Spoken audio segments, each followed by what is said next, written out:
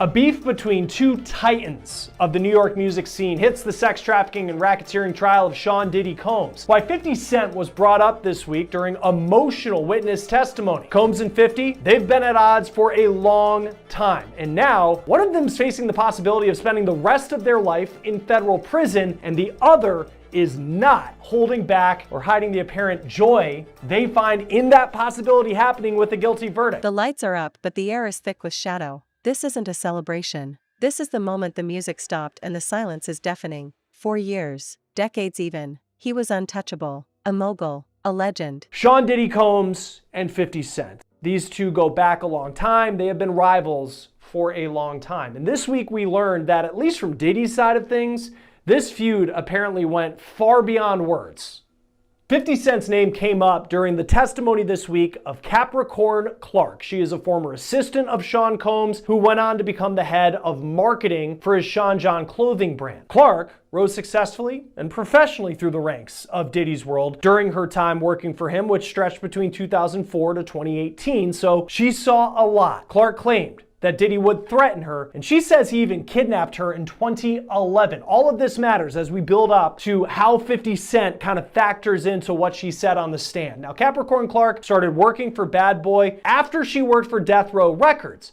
Now that's surprising, since Death Row was ran by perhaps Diddy's most hated enemy, Suge Knight. Clark said that one of her good friends had a baby with Suge Knight, and that's how she knew him. And in perhaps the most shocking story from her testimony, Clark claimed that shortly after she started working for Diddy, Diddy and his security guards took her to Central Park after dark, and Diddy said, quote, "He told me he didn't know that I had anything to do with Suge Knight, and if anything happened, he would have to kill me." It is an allegation that paints Combs as someone who is ready to take a life. But as Capricorn Clark's testimony continued, she brought up another rival of Sean Diddy Combs and another allegation that he made an ominous threat of violence. Clark testified, when working for Diddy, they went to a press event at MTV and 50 Cent was there. And just wait until you hear what she says Diddy told 50's manager. 50 Cent's real name is Curtis Jackson. He rose to fame in the early 2000s. You might remember songs like In the Club. You might remember that he was the leader of the rap group G-Unit. Now, 50 grew up in Jamaica, Queens, New York. Diddy, also a New York native. He was born in Harlem, grew up in Mount Vernon, New York, just about 20 miles away. And even though they both had success in music, they both rose to fame representing the city of New York and the rap scene there, they have been longtime rivals. In 2006, 50 Cent released a diss track about Diddy. So almost 20 years ago, this goes back a long way. And in that diss track, he says, quote, "Who shot Biggie Smalls? We don't get 'em. They gon' kill us all. Man, Puffy know who hit that expletive. Man, that expletive soft." Now 50 is accusing Combs there of knowing who killed his friend, the notorious B.I.G. Christopher Wallace. Wallace and Puffy were incredibly close, but Wallace was shot and killed in a drive-by shooting in Los Angeles in 1997, and no one has ever been charged for pulling the trigger. This all happened during really the height of the East Coast-West Coast rap rivalry of the 90s, which involved Suge Knight, who we mentioned earlier. 50 Cent has also accused Diddy of orchestrating the murder of death row rapper Tupac Shakur, who died in 1996 in a Las Vegas drive-by shooting. This is Dwayne Keith D. Davis. He was arrested in September 2023, and he is the only person facing charges related to Tupac's murder. But 50 Cent has continued to push the allegation that Sean Combs either knows something or did something for Tupac to end up dead, though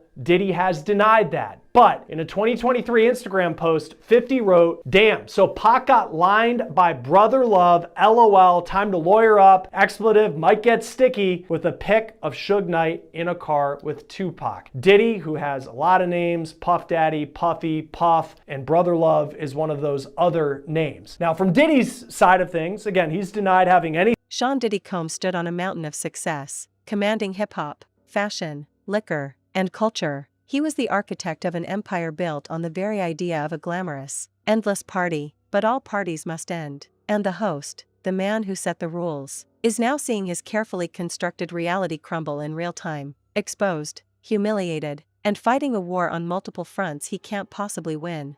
The hammer that finally cracked the foundation of the bad boy empire wasn't a corporate scandal or a simple financial ruin. No, it's far darker, more disturbing, and it's being swung by a man who has been waiting in the wings, sharpening his blade. For nearly 2 decades, Curtis 50 Cent Jackson. This isn't just beef anymore. This is a full-scale dismantling, and Diddy is losing it. The composure, the swagger, the untouchable cool, it's all gone, replaced by the look of a man watching his life's work, his very identity, dissolve into ash. He's pleading anything to do with Tupac's murder, and he's also denied having anything to do with Christopher Wallace's death, and he's denied publicly having issues with 50 Cent. Here's what Combs said when he was asked about a beef with 50 in a 2018 interview with the radio show The Breakfast Club, Power 105.1 FM. Hey, yo, I don't have no beef with I don't know why. With Fifth. He loves me.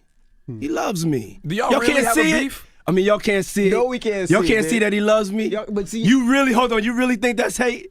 If you look at 50's social media, you can see he has a lot of posts about Diddy. And this is what he posted the day that federal agents in Miami raided Combs' mansion ahead of his arrest on the charges that he's now on trial for. 50 Cent posted on X, "Now it's not Diddy do it, it's Diddy done. They don't come like that unless they got a case." 50 Cent also included a link to his G-Unit clothing brand in that post. While Diddy in the Breakfast Club clip said that 50 Cent actually loves him and there was never a beef, on the stand this week, Capricorn Clark said otherwise. Clark said that she was at this press event at MTV with Diddy and 50 Cent was also there, all of this happening in New York. Clark said, quote, "After the interview wrapped up, myself, Puff, and Chris Lighty got in the elevator." Clark said that Lighty was an entertainment manager who, on paper, was managing Diddy at the time, but was also 50 Cent's manager at the time. Prosecutors asked Clark what happened in the elevator, and she said, quote, "Puff told Chris, because they were having some sort of issue, like, I really don't like all the back and forth. I don't do that. I like guns." The prosecutor then asked, "What's the issue with an individual?" And Clark responded, he had an issue with 50 Cent. She said Combs was very serious when he said that. In this case, it has become common to hear testimony from witnesses about alleged threats by Diddy. In fact, several witnesses have said that Diddy regularly threatened to fire people, to beat people, like his former girlfriend Cassie Ventura, and in this case, making a threat involving firearms to settle a dispute per the testimony of someone who was one of his closest associates for more than a decade. Invoking gun violence and some sort of veiled threat, that could be scary for some, but apparently not 50 Cent. On Instagram, 50 posted right after his name came up in the courtroom, quote, cut, wait a minute. Puffy's got a gun? I can't believe this. I don't feel safe," with a picture that looked like an AI image of 50 Cent on a movie set looking serious. And he wasn't done. Shortly after that, he posted another AI image on Instagram of him in a Yankees hat with a very scared look on his face with the caption, "Oh my goodness, itty bitty Diddy wants me dead. I have to lay low." Sad face emoji. "I think I'm gonna hide out at the playoff game tonight, LOL." Then the next day he posted what he did that night. He went to the NBA playoff game between the New York Knicks and the Indiana Pacers in Indiana. And you can see him here in a picture on the floor in a shirt that reads, quote, "Free Diddy," playing into the trolling that 50 Cent has done to Sean Combs over the years, even before Combs was ever accused of what he is on trial for. Now, Combs' trial is expected to last another month at least. He's charged with racketeering, sex trafficking by force, and transportation to engage in prostitution. He has pleaded not guilty. Join us now to talk more about the trial of Sean Diddy Combs and everything that's going on inside the courtroom is Afi Patterson, civil and criminal defense attorney. Thanks for taking the time to be with us. We're focusing on what was a minor moment in the grand scheme of everything we heard in the trial this week, but there's this anecdote that Capricorn Clark told about what related to 50 Cent, but what Diddy allegedly told 50 Cent's manager at MTV during her time of working for Diddy. What did you make of it? He's deleting social media. He's issuing apologies that land with the sickening thud of a missed punch. And 50 Cent? He's not just watching. He's narrating the entire collapse, using his platform like a wrecking ball. This isn't a rapper beef. This is history being rewritten in real time. What 50 Cent has finally revealed. What he's been saying for years and is now weaponizing in his highly anticipated documentary Did He Do It? Are the so-called secrets that have been whispered in the darkest corners of the industry, secrets that, until now, the power of the Diddy machine was able to suppress, settle, and silence, but silence has an expiration date, and that date is today. We're talking about more than just alleged financial mismanagement or a cutthroat business style. We're talking about a pattern of alleged criminal enterprise spanning decades, involving sexual assault, sex trafficking, racketeering, and shocking, unimaginable abuse of power, the kind of secrets that don't just damage a career, they end it forever, they erase the legacy. Her time of working for Diddy. What did you make of that? Sean Combs saying, I don't like the back and forth, but I like guns. I think it goes to the overall case. They've been saying that Diddy was a dangerous guy. If he made a threat, he could back it up. And I do recall reading that she said that his demeanor was very, very serious. And knowing the history, knowing his history, his violent history, knowing about the beef between Biggie and Tupac, I think that it probably frightened her. And I think that just again, his her knowing about his violence, his propensity for violence, his behavior with her, his behavior with Cassie, his behavior with other employees, he's just continually in reinforcing that violence. So I think it was a really good moment for the government. Yeah, it's just, and it seems like there are these little moments along the way where there are some celebrity names that pop up. This case, it was 50 Hmm. Cent. We heard earlier in the trial, Usher and Neo were at a dinner where Cassie was allegedly assaulted. It was unclear whether they saw that, but it was said that they were there. As far as the history of 50 Cent and Diddy, do we know how it started? I know that 50 Cent had a diss track, I think around 2006, claiming that Hmm. Sean Combs knew who killed Biggie Smalls, but is there a particular incident that happened that made 50 Cent just seem to really start to come at Sean Combs? I don't know what's ground zero for them. I've seen, interviews that 50 has given saying that it's all business with them. I know they both have alcohol lines, and I know, they're both from New York. I think 50 is maybe from Queens and Diddy is from Harlem. I don't know what their ground zero is, but I know that since this since this all came out, 50 has not stopped. He's been taunting Diddy online. You, of course, know about the documentary. I believe it got picked up by Netflix, and he is supposedly donating the proceeds to victims of domestic violence. Diddy has had his knee on his neck and his foot to the gas on Diddy for a while, but again, I don't know where it started. Yeah, I mean, 50 Cent, for many people, if it was ever, there was an anecdote that came out that someone had said, oh, I like guns when talking about a back and forth, it might scare you. 50 Cent was at the Mhm. Knicks Pacers game in Indiana with a free Diddy t-shirt on, sitting courtside the next day. That's Was just, he? it's different. It was, yeah, it was different. Mhm. I look back and we aired a bit kind of leading into this interview, a clip from the Breakfast Club. It was 2018 and Diddy was on the show and they asked about the issues that he had with 50 Cent. And he said, there's no issues. I love him. He loves Mhm. me. He was kind of joking about it. And then you hear these stories that come out, whether it's this one specifically Mhm. about 50 Cent or just in general, the picture that's being painted by the government in this trial. For you, has kind of the image of Sean Combs and who you thought he was, has it changed during the course of what we've seen over the last couple of weeks? Certainly over the course of what we've seen, but I think I've seen an interview where 50 said, if you want to go nowhere, go to Diddy. If you're ready for your career to die, go to Diddy.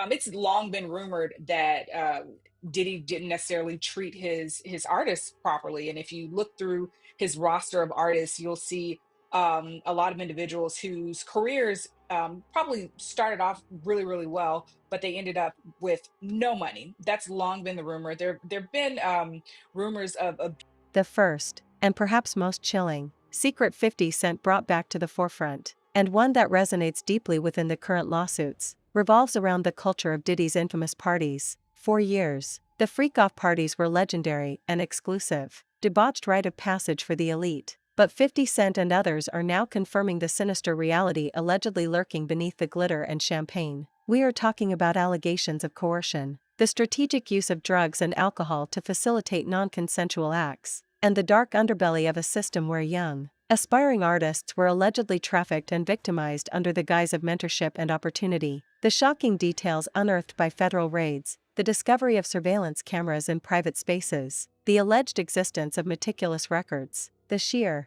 staggering quantity of substances like baby oil and lubricant, all of it serves as a horrifying physical validation of the allegations. 50 Cent, with his characteristic savage precision, has seized on every single detail. Abuse by Diddy toward Cassie and toward Kim and some other women as well. Even when he was at, I think Uptown is where he originally started. So there have always been rumors, but nothing really solidified and verified like we've had in this trial. It's been awful. I think it would be awful for anyone. I don't think his reputation is in the business world certainly will never recover.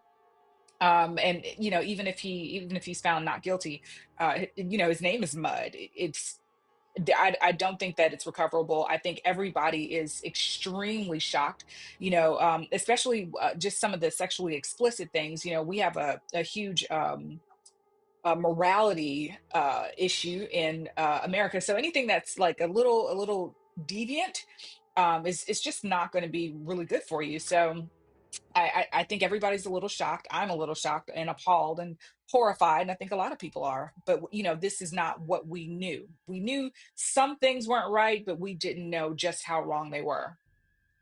And I feel like we just knew because I mean, we all grew up, whether it was, some of the roles he had in movies, and I mean, he was everywhere, and then his brands were everywhere. And it's like Making the Band was such like a hit show on MTV back in the Hmm. day. And there's that famous scene where he has all the contestants walk to Brooklyn to go get, I think it was Junior's cheesecake. And he's yelling at Hmm. people. And then it seemed like everyone around him in any documentary that he did, it was like, oh, that's just Puff because he's always just so angry. And then it's just this whole other level in the trial where it just, as an attorney, I mean, how effective has the government been as you just read? And we can only read transcripts really and kind of hear from the people we Hmm. have in the courtroom, but just at this point, how effective has the government been in painting the picture of this isn't just someone who was a domestic abuser, this isn't someone who was just a mean boss, but this was a racketeer who was running a criminal enterprise. Yeah, and I think the forced labor issue. I think they've done an excellent job with that. With the transcripts I've been reading, a lot of the people are saying that they worked for 20 hours. Like that's the magic number, 20 hours straight. They, on a good day, we heard you'll get 4 hours of sleep. On a bad day, you'll get 4 hours of sleep. I think one of the what is it, a bodyguard said, if you sleep you're getting fired, like it was more rhythmical or rhythmic than that. I don't know, but you couldn't sleep around him, and I think that's what we saw with Making the Band. But again, we really didn't believe it. We thought it was for entertainment purposes. We didn't think someone could really act like this. And if an employee gave any pushback, uh, you know, they would either be terminated or they'd be threatened with reputational damage. They would be threatened with being blackballed, or they actually would be blackballed. And I think the government is doing an excellent job of proving forced labor. And on that forced labor part, because on one hand, and I found it interesting, like George Kaplan, who is a former personal assistant for Diddy, like detailed all these, witnessing the abuse, he said, of Cassie. And then he was someone who would start work at 9:30 in the morning. And I think he said sometimes he went home at 7 o'clock in the morning the next day. And that's just what it was like. And he still, at the end of his testimony, said something along the lines of, he respects Diddy as this business person. In the eyes of the law and in this trial, what's the line between, well, this was a guy who just worked his employees really hard to the point of where it was a forced labor issue where he was breaking the law? So I think the perfect forced labor issue is I think Mia's testimony that we read through today, and I think it's Turning the baby oil into a viral symbol of Diddy's alleged depravity, he's not just reporting the news, he's turning the evidence against Diddy into a cultural meme, ensuring the humiliation is total and inescapable.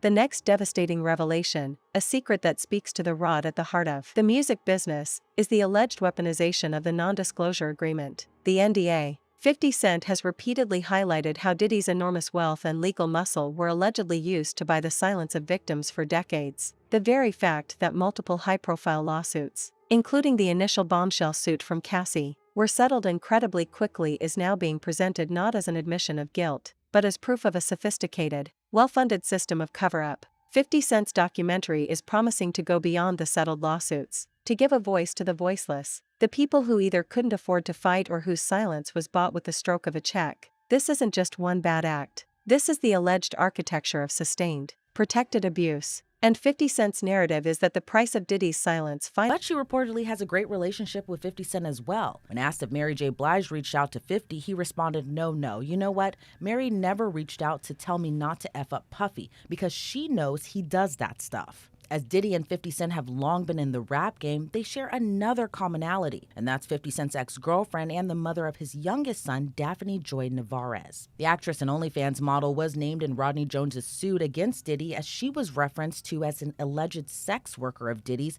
that also gets paid a monthly stipend. She has denied those allegations in a post made to social media, writing, "I am deeply hurt by the lies in Rodney Jones' lawsuit. The claim that I'm a sex worker is 100% false and character assassination. I am retaining an attorney to explore all legal remedies against both Rodney and his attorney." 50 Cent seemingly poked fun at the allegation of the mother of his son being an alleged sex worker. In a post made to his social media page, 50 wrote a caption, "I didn't know you was a sex worker, you little sex worker, LOL." But this would prompt Daphne Joy to respond to her ex again on social media, but this time would accuse 50 directly of rape and being abusive during their relationship. She would write in part, "Everything is a joke to you until our safety is compromised, which is happening now. You are wreaking real havoc, frenzy, and chaos onto people's lives. How would you feel if Sire was the one in handcuffs for nothing? Let's put the real focus on your true evil actions of raping me and physically abusing me.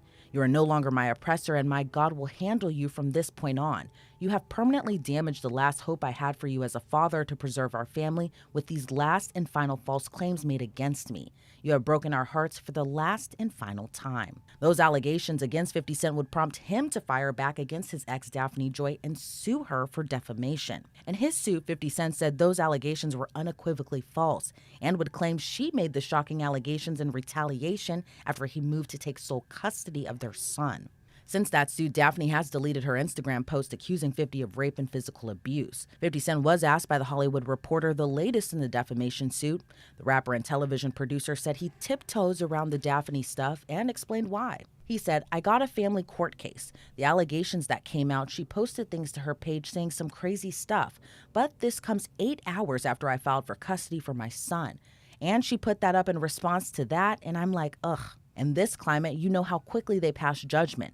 Things have worked out since she said those things." He went on to add, "I'd like to respond and say some wild stuff, but I've got to sustain that for my son." 50 was asked if he was worried about the allegations, especially given he's making a docuseries about an alleged abuser. And 50 replied, "It is damaging. It is damaging just to have anything said about you at this point, because you have people out there who don't believe your intentions. And if things are going in a positive direction for you and something pops, they gasp." He went on to say for entertainment purposes, they exploit that as much as possible, but there's no merit to it. But one thing 50 wasn't asked was if he believed Diddy would be formally charged and or potentially indicted for the many allegations he still faces. But attorney Ben Chu, who represented Johnny Depp during his trial against Amber Heard, says he does see an indictment coming down in Diddy's future. I agree with that. I mean, obviously, I don't have any inside information. I don't think many people do, but I do think the signs are ominous. These are very grave matters. As you know, there have been 2 raids on his properties, and that's obviously very ominous signs for him. Although, interestingly, we haven't seen the indictments yet. There's been some time lag. I suppose it will take some time to go through all the forensic, evidence, but still, these are very serious matters. So, I think he faces some serious reckoning. Diddy faces a staggering number of civil lawsuits. Exceeded his ability to pay, both financially and ethically. Perhaps the most personal and revealing jab from 50 Cent, a true secret rooted in their decades-long rivalry, is the insinuation that Diddy's entire persona was a facade, a manufactured image built on exploiting the creativity and vulnerability of others. 50 Cent, an acknowledged ghostwriter for Diddy early in his career, has consistently painted him as a businessperson who took credit for the work of others. More recently, 50 Cent has openly mocked Diddy's alleged weird energy, recounting a story where Diddy supposedly offered to take him shopping, an anecdote he claims made him deeply uncomfortable and instantly suspicious of the mogul's character. Now, with the weight of the current allegations, this seemingly minor personal beef has taken on a profoundly darker context, painting Diddy's extravagant lifestyle not as earned success, but as the gaudy, hollow performance of a man allegedly hiding a terrible secret. 50 Cent is essentially claiming he saw the red flags early, that for sexual misconduct, 10 that have been filed since last November. Former adult film star Adria English filed her suit on July 3rd of this year, claiming she was first employed by Combs in 2004 and was groomed into sex trafficking over time. In May of this year, April Lampros filed her lawsuit against Combs, accusing him of battery and sexual assault. 2 days prior to Lampros' suit being filed, Crystal McKinney also filed a suit against Diddy. McKinney alleges she met Combs at a studio where he gave her a lace joint, alcohol, then forced her to the bathroom and forced her to perform oral sex on him. Rodney Jones Jr. filed his lawsuit in federal court in February of this year that accuses Combs and the people who work with him of being part of an illegal racketeering enterprise. He also accused Diddy of sex trafficking, sexual assault, and harassment. Then there's a suit filed by a woman under the moniker Jane Doe, which was filed in December of 2023. Doe alleges she was gang raped and sex trafficked by Combs and former Bad Boy Records president Harve Pierre when she was just 17 years old and in the 11th grade. Liza Gardner filed her lawsuit against Combs and R&B singer Aaron Hall in November of 2023, alleging the two forced her to have sex with them against her will when she was 16 years old. On the same day Gardner's suit was filed, another suit was filed, this one by Joy Dickerson Neal. She alleges Combs intentionally drugged her, then sexually assaulted her and recorded the assault. And then there's the only lawsuit that has been settled, a mere day after it was filed in federal court, and that's the federal lawsuit filed by Diddy's ex-girlfriend, singer and actress Cassandra Ventura, aka Cassie. In Cassie's now settled lawsuit against her ex, she accused Diddy of sexual assault, battery, sex trafficking, and requiring her to engage in forced sexual acts. Since the ongoing suits, Diddy has appeared to be living his life. He's been pictured biking around South Beach, getting onto his lavish private jet, and even whitewater rafting. But for his accusers, it hasn't been sitting well. After the photos were made public of Diddy seemingly enjoying his summer vacation in Wyoming, Cassie's lawyer Douglas Wigder released a statement to TMZ saying, quote, "I don't think whitewater rafting will prepare him for the choppy waters that lie ahead." Adria English, Diddy's most recent accuser's attorney, also weighed in, saying after seeing defendant Combs whitewater rafting and jetting around on his personal plane, seemingly enjoying his life despite all the atrocities he has caused and has been accused of by countless individuals over decades, Miss English is even more motivated to ensure justice prevails. But attorney Ben Chu explains Diddy's recent appearances might just be a front. Yeah, I mean, I think I think it does show that it's consistent with the image that he's not concerned about this, that he will survive it all. But it's I think within there must be a certain amount of concern. I think whenever you have a video or audio tape, and we've all seen the very disturbing videotape. I mean, it's very hard to watch. I mean, I didn't even watch the whole thing. It was too disturbing. And from an attorney's point of view, as you and I can appreciate and your viewers can appreciate, it's really hard to explain away audio tape. It's almost impossible to explain away videotape. And that's just damning evidence. It almost doesn't matter what you say, because any human being looking at that is going to find that wildly disturbing. And all you can really say, I suppose, if you were the person depicted, is that he dodged the dark side of the Diddy machine, and now he is the only one truly unafraid to expose it all. He sees Diddy's panic. He sees the desperate, quickly deleted apology video regarding the Cassie incident. An apology that 50 Cent immediately labeled as a bad move and not going to work. Diddy's reaction is precisely what 50 Cent wanted, a moment of weakness, a crack in the powerful armor, proving that the man who wanted to be seen as a god is now a desperate, cornered celebrity.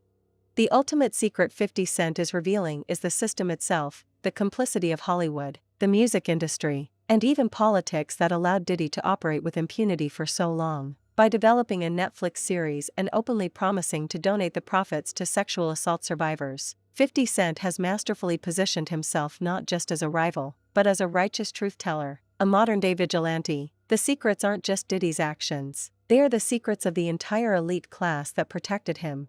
The long-held secret about Diddy's image itself is also part of 50 Cent's takedown. 50 Cent has openly claimed Diddy was a business opportunist, a suit who took credit from the creatives, a ghostwriter on his own success. He's repeatedly brought up the weird story of Diddy offering to take him shopping, painting it as a deeply uncomfortable, boundary-crossing moment that exposed a deeper pathology. These personal, pre-existing grievances are now the filter through which the public views the horrific allegations. Diddy's swagger isn't seen as confidence anymore. It's seen as the desperate bravado of a man living a lie. Diddy is losing it because the one man he could never truly control, the one man who always spoke the uncomfortable truth, has now gathered all the disparate, dark whispers into one undeniable, globally distributed narrative. The feds raided the mansions, the lawsuits are mounting, the legacy is in ruins, and the soundtrack to Diddy's complete and utter downfall is a gleeful, relentless 50 Cent. There is no coming back from this. This isn't just the end of a career. This is the annihilation of an icon. This is how a king falls. And 50 Cent is standing on the wreckage, lighting a cigar, ready to collect the viewership on the ashes of an empire. He listened to the whispers, and now, he's made them scream. And Diddy is finally, truly, out of time. The secrets are out. The game is over. He's done. Finished. The internet is already writing the obituary for the bad boy era, and 50 Cent is supplying the epitaph. It's a spectacular, devastating collapse, orchestrated by the one person Diddy truly underestimated.